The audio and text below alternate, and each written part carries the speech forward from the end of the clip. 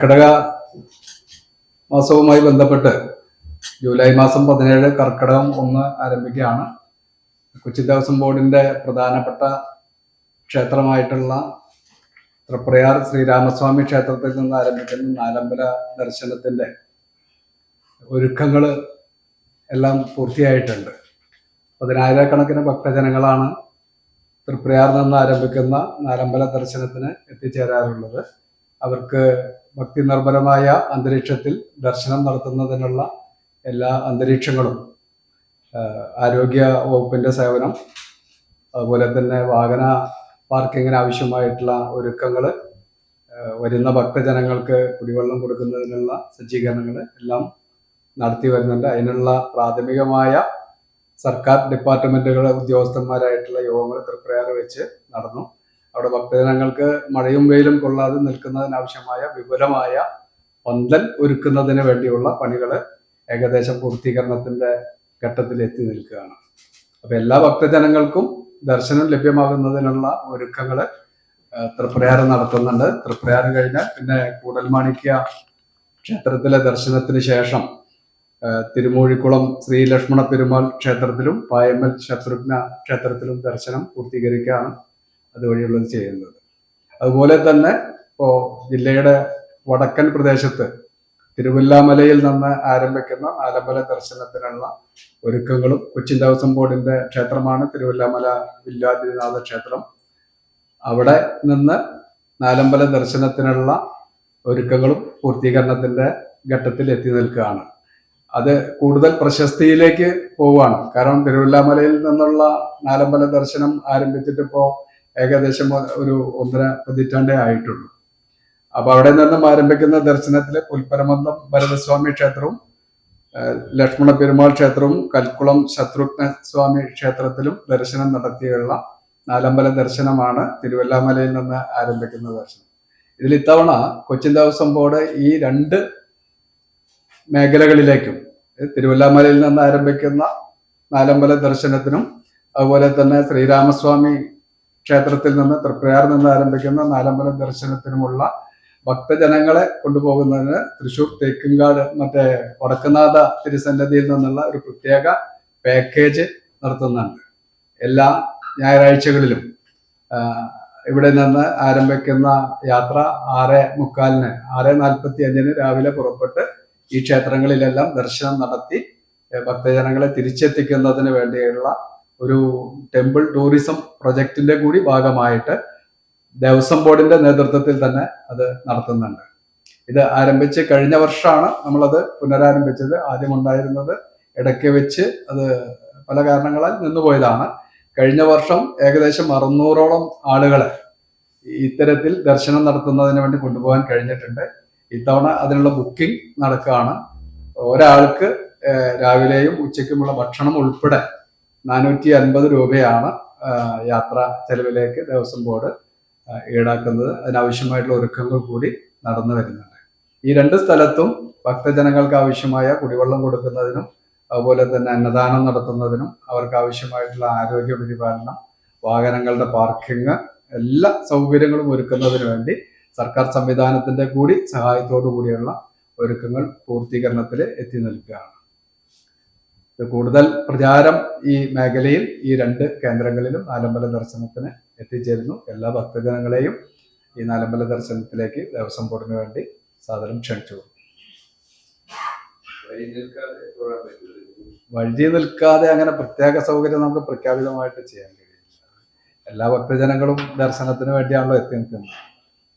എങ്കിലും അവിടെ അതിനുള്ള ഒരു മുന്നൊരുക്കത്തിന് വേണ്ടി മറ്റു ദേവസ്വങ്ങളുമായി ബന്ധപ്പെട്ട് കാര്യങ്ങളൊക്കെ അവരും അതിനാവശ്യമായിട്ടുള്ള ഭക്തജനങ്ങൾക്കുള്ള സൗകര്യങ്ങൾ ചെയ്യുന്നതിന് വേണ്ടി അവർ സന്നദ്ധമായിട്ട്. ഇപ്പോൾ 12-ാം തീയതി കൂടൽമാണിക്യ ക്ഷേത്രത്തിൽ വെച്ച് ദേവസ്വം മിനിസ്റ്റർ തന്നെ പങ്കെടുക്കുന്ന ഒരു യോഗം നാലമ്പല ദർശനവുമായി ബന്ധപ്പെട്ട് വിളിച്ചു ചേർക്കുന്നുണ്ട്. കൂട്ടത്തില് 12-ാം തീയതി നമ്മുടെ വടക്കുന്നാഥൻ തിരുസന്നിധിയില് ശ്രീമൂലസ്ഥാനത്ത് ആൽമരം നടുന്ന ഒരു പരിപാടി കൂടി ദേവസ്വം മന്ത്രി പങ്കെടുക്കുന്നവരുണ്ട്. നല്ല സൗഹൃദത്തിലാണ്. ഒരു ദേവസ്വം മന്ത്രി അല്ല, എല്ലാവരുമായിട്ടും നല്ല സൗഹൃദത്തിലാണ്. ആരുമായിട്ടും ഒരു ആരോഗ്യം കൊച്ചിൻ ദേവസ്വം ബോർഡിന് അതിന്റെ ഭരണസമിതിക്ക് ഇല്ല. അങ്ങനെ ഒരു ഇതുണ്ടാകേണ്ട ഒരു കാര്യം ഇതുവരെ ഉണ്ടായിട്ടില്ല. ഇപ്പോ ഏതോ നല്ല പിന്തുണയുണ്ട്. ഇപ്പോ തേക്കുംകാട് നവീകരണത്തിന് വേണ്ടി ഈ ബഡ്ജറ്റിൽ 10 കോടി രൂപ വെച്ചിട്ടുണ്ട്. നാലമ്പല ദർശനത്തിന് വേണ്ടി 10 കോടി രൂപ വെച്ചിട്ടുള്ളതിൽ 2 കോടി രൂപ കൊച്ചിൻ ദേവസ്വം ബോർഡിന് അതിൽ നിന്ന് തരുന്നുണ്ട്. അത് വെച്ച് തൃപ്രയാറ് ഭക്തജനങ്ങൾക്കുള്ള ഒരു സത്രം നിർമ്മിക്കുന്നതിനുള്ള പ്രോജക്റ്റ് ഇതിനകം സബ്മിറ്റ് ചെയ്തിട്ടുണ്ട്. അതിന്റെ വിശദവുമായിട്ടുള്ള കാര്യങ്ങൾ ചെയ്യുന്നുണ്ട്.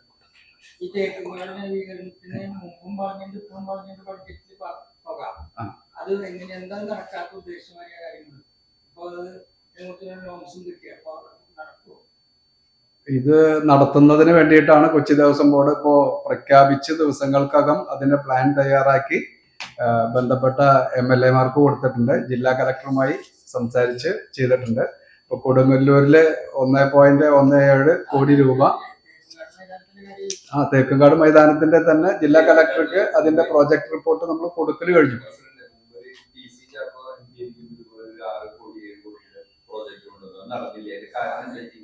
അവിടെ ഗ്രാസ് നട്ടതിന് ശേഷം പരിപാലന ചുമതല ആർക്കാണ്? അത് ഭയങ്കര തർക്കമൊന്നും. കോർപ്പറേഷനാണോ ദേവസ്വം ബോർഡിനാണോ? ആക്ച്വലി ദേവസ്വം ബോർഡിന്റെ കീഴിൽ ക്ഷേത്രമാകുമ്പോൾ അവരായിട്ട് ഒരു ലിങ്ക് ചെയ്തിട്ടുള്ളത് പ്രഖ്യാപിക്കുക. അപ്പൊ കുറെ സ്ഥലത്ത് പുല്ലും അറിയാലോ, ഒരു പൊതുപ്രവർത്തനം കുറെ പുല്ല് കൊണ്ടുവച്ചത് പശുവിന് പരിപാടി 2 കോടി കൂടെ ഫുഡടിച്ചു പോയി. അപ്പൊ ഇതുപോലെ ഈ നവീകരണം വരുമ്പോ അതിന് കൊച്ചിൻ ദേവസ്വം ബോർഡിന് എന്തായിരിക്കും അല്ല, അതിന്റെ വിപുലമായ ഒരു മീറ്റിംഗ് MLA തന്നെ പറഞ്ഞിട്ടുണ്ട്. കളക്ടറും MLA-യും അതുപോലെ ജനപ്രതിനിധികളൊക്കെ കൂടിയിട്ട് ഒരു വിപുലമായ യോഗം ചേർന്ന് അതിന്റെ ഒരു തീരുമാനം ഉണ്ടാക്കാം. അല്ലാതെ പരിപാലന ചുമതല ദേവസ്വം ബോർഡ് ഏറ്റെടുക്കാൻ എന്താ വെച്ചിട്ടുണ്ടെങ്കിൽ ഇപ്പോ മുൻപ് കോർപ്പറേഷനുമായിട്ട് മുനിസിപ്പാലിറ്റി ആയിരിക്കുന്ന സമയത്ത് ഒരു ധാരണയുണ്ട്. നമ്മള് ഇന്നർ ഫുട്പാത്ത് വിട്ടുകൊടുത്തപ്പോ തേക്കുംകാട് മൈതാനത്തിന്റെ പരിപാലനം, അവിടുത്തെ ശുചിത്വ പരിപാലനം, മറ്റു കാര്യങ്ങളൊക്കെ തൃശ്ശൂർ മുനിസിപ്പാലിറ്റി വഹിച്ചോളാം എന്ന ഒരു ധാരണയുണ്ട്.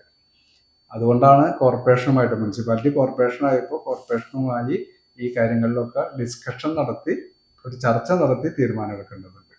ഇപ്പൊ തന്നെ ഏകദേശം അവിടുത്തെ ശുചീകരണ പ്രവർത്തനത്തിന് വേണ്ടി തൊഴിലാളികളെ കോർപ്പറേഷൻ പരിപാലനം കാര്യങ്ങളിൽ ഒരാൾ മേൽനോട്ടം വഹിക്കരുത്. കഴിഞ്ഞ കോർപ്പറേഷൻ ആയതിനു ശേഷം കോർപ്പറേഷൻ പറ്റില്ല.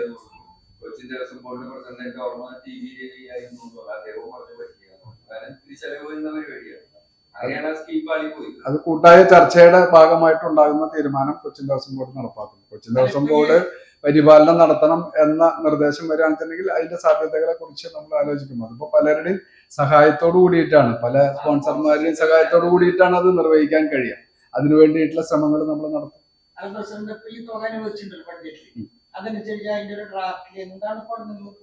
അതിന്റെ ഡീറ്റെയിൽ വന്നിട്ടില്ല, ബഡ്ജറ്റിൽ വന്നിട്ടേ ഉള്ളൂ. ബഡ്ജറ്റിൽ തുക അനുവദിച്ചതുമായി ബന്ധപ്പെട്ട് നമ്മൾ തയ്യാറാക്കിയിട്ടുള്ള ഒരു പ്രൊജക്ട് റിപ്പോർട്ട്, അതിന്റെ പ്ലാനും എസ്റ്റിമേറ്റും കാര്യങ്ങളൊക്കെ നമ്മൾ സബ്മിറ്റ് ചെയ്തിട്ടുണ്ട്. അത് പിന്നെ ഒരു ഡിസ്കഷനെ കൂടിയിട്ട് അതിന്റെ ഡീറ്റെയിൽഡ് ആയിട്ടുള്ള നിലയ്ക്ക് അല്ല, പുല്ലുവെക്കല് മാത്രമല്ല, നമ്മളതില് 7 വിഭാഗങ്ങളായിട്ട് തിരിച്ചിട്ടാണ് പ്രോജക്റ്റ് കൊടുത്തിട്ടുള്ളത്.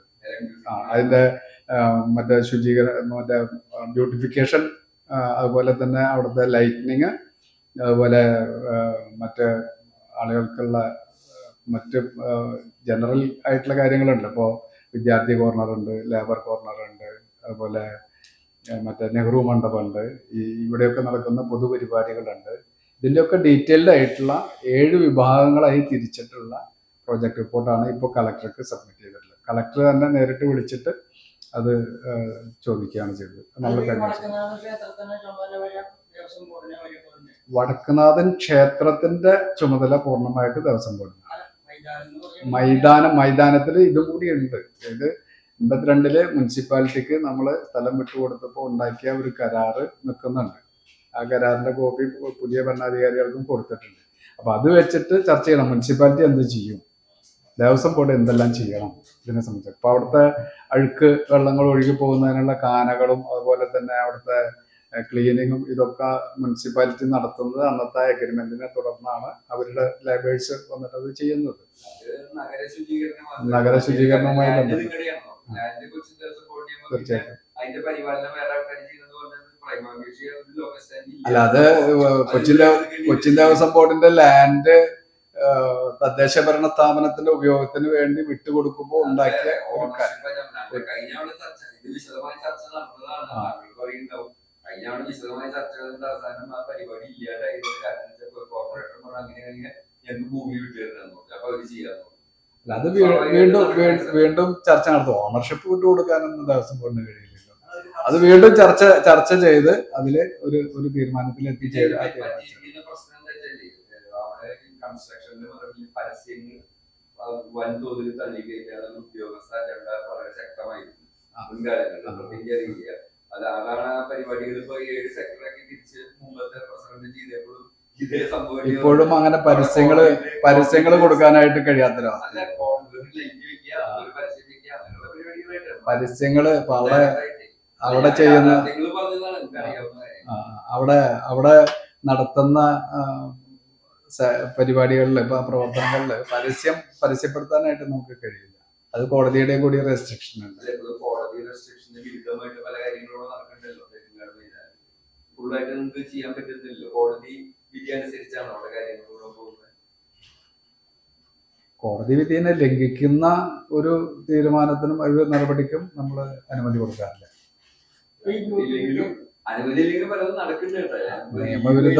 നിയമവിരുദ്ധമായിട്ട് എന്തെല്ലാം കാര്യങ്ങൾ ഈ രാജ്യത്ത് നടക്കുന്നുണ്ട്. അത് മുഴുവൻ നമുക്ക് നിയന്ത്രിക്കാൻ കഴിയില്ല. നമ്മള് കോടതി വിധിയെ മാനിച്ചുകൊണ്ട് തന്നെയാണ് നമ്മൾ അനുമതി കൊടുക്കുന്നത്.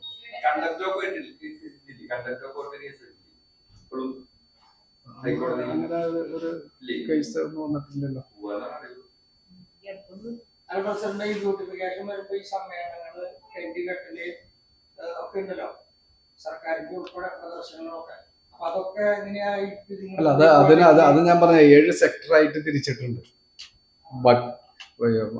മറ്റേ ആചാരങ്ങളും അനുഷ്ഠാനങ്ങളും ഭക്തി നിർഭരമായിട്ടുള്ള കാര്യങ്ങൾ നടത്തുന്നതിനുള്ള ഒരു സെക്ടർ. അതുപോലെ തന്നെ ഇത്തരത്തിലുള്ള പൊതുപരിപാടികൾക്കുള്ള തേക്കുംകാട് മൈതാനം നമുക്കറിയാലോ, ചരിത്രം ഉറങ്ങുന്ന ഒരു മൈതാനമാണ്. സ്വാതന്ത്ര്യ സമര ചരിത്രം ഉൾപ്പെടെയുള്ളതാണ്. അപ്പൊ അത് പൂർണ്ണമായിട്ടും തൃശ്ശൂരിനെ സംബന്ധിച്ച് തേക്കുംകാട് മൈതാനം ആ രീതിയിലേക്ക് മാറ്റാൻ കഴിയില്ല. പൊതുപരിപാടികളെ പാടില്ല എന്ന നിലപാട് നമുക്ക് സ്വീകരിച്ച് പോകാനായിട്ട് കഴിയില്ലല്ലോ. നാടിന്റെ ആണല്ലോ അത്. ദേവസ്വത്തിന്റെ കൂടി ആവുമ്പോ അത് തൃശ്ശൂർക്കാരുടെയാണ്, തൃശ്ശൂർ നാടിന്റെയാണ്.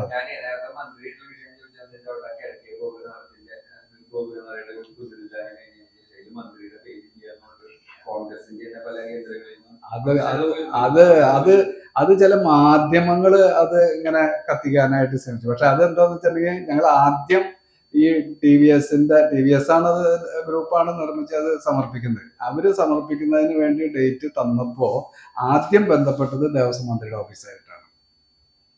26-ാം തീയതി അദ്ദേഹത്തിന് തിരുവനന്തപുരത്ത് മുൻപ് നിശ്ചയിച്ച ഒരു പരിപാടി ഉണ്ട് എന്നുള്ളത് കൊണ്ടാണ് പിന്നെ ജില്ലയിലെ മന്ത്രി എന്ന രീതിയിൽ, മാത്രമല്ല പുരാവസ്തു വകുപ്പ് കൂടി കൈകാര്യം ചെയ്യുന്ന, ഇതൊരു പുരാവസ്തു വിഭാഗവുമായി ബന്ധപ്പെട്ട് ഉള്ള കാര്യം കൂടിയാണ് ഗോപുരം. അതുകൊണ്ട് ശ്രീ ജനേഷ് സാറിന് അന്ന് ആ പരിപാടിയിൽ അദ്ദേഹത്തോട് അഭ്യർത്ഥിച്ചു. അദ്ദേഹം വരാമെന്ന് പറഞ്ഞു, വരികയും ചെയ്തു. വളരെ ഭംഗിയായിട്ട് അത്. പക്ഷെ അതിനെ വക്രീകരിച്ച് ചിത്രീകരിക്കാൻ വേണ്ടി ചില മാധ്യമങ്ങൾ ചില ശ്രമങ്ങൾ നടത്തി. അതിലൊന്നും ഒരു യാഥാർത്ഥ്യമില്ല.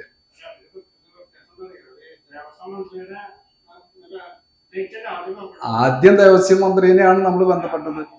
ഇത് മന്ത്രിയുടെ ഡേറ്റിന് ഒരു ഭക്തൻ ഒരു കാര്യം സമർപ്പിക്കുമ്പോ മന്ത്രിയുടെ ഡേറ്റിന് സമർപ്പിക്കണമെന്ന് നമുക്ക് പറയാൻ കഴിയില്ലല്ലോ. അങ്ങനെ അത് നമുക്ക് അവരോട് പറയാനായിട്ട് കഴിയില്ല. കാരണം അവര് ഇന്ന ആളുടെ ഡേറ്റ് കിട്ടുന്ന ദിവസം വെക്കാമെന്നല്ല പറയുന്നത്.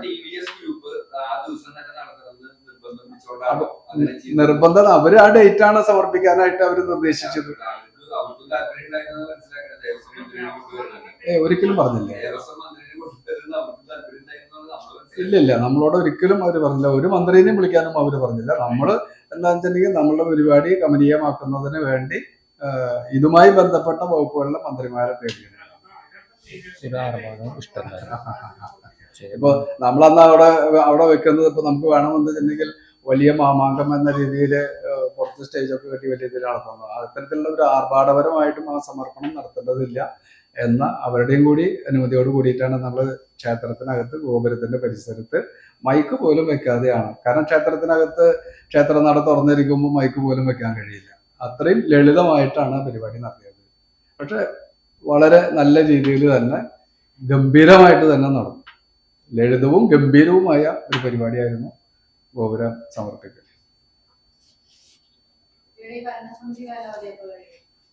ഭരണസമിതി 2 വർഷത്തെ കാലാവധിയാണ്.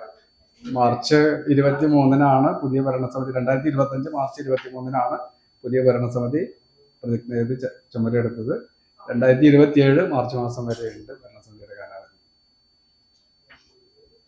അപ്പൊ ശരി.